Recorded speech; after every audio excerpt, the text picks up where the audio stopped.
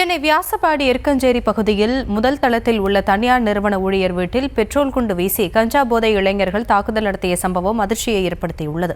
இதுகுறித்த விவரங்களோடு இணைகிறார் நம்முடைய செய்தியாளர் கார்த்திகேயன். அந்த இளைஞர்கள் யார் என்று தெரிய வந்ததா?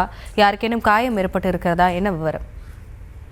காலை வணக்கம். சென்னை வியாசார்பாடி எருக்கஞ்சேரி அருகே தனியார் நிறுவன வீட்டின் மேல்தளத்தில் பெட்ரோல் பாம்பு வீசப்பட்ட சம்பவம் தற்போது அந்த பகுதியில் ஒரு பரபரப்பை ஏற்படுத்தியுள்ளது.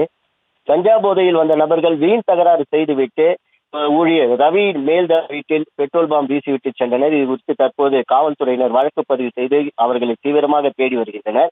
சென்னை வியாசார்பாடி அடுத்த எருக்கஞ்சேரி இந்திரா நகர் பகுதியைச் சேர்ந்தவர் ரவி.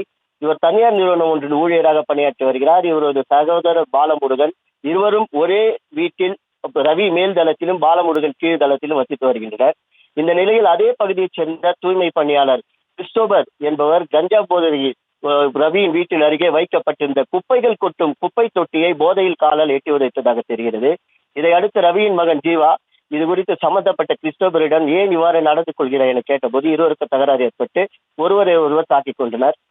ரவியின் மகன் ஜீவா கிறிஸ்டோபரை கடுமையாக தாக்கி அனுப்பியதில் கோபத்தோடு சென்ற கிறிஸ்டோபர் இன்று அதிகாலை நள்ளிரவு 2:30 மணி அளவில் நண்பர்கள் இருவரை இருசக்கர வாகனத்தில் அழைத்து வந்து ரவியின் வீட்டு அருகே பெட்ரோல் பாம்பு வீசிவிட்டு சென்றதாக தெரிகிறது.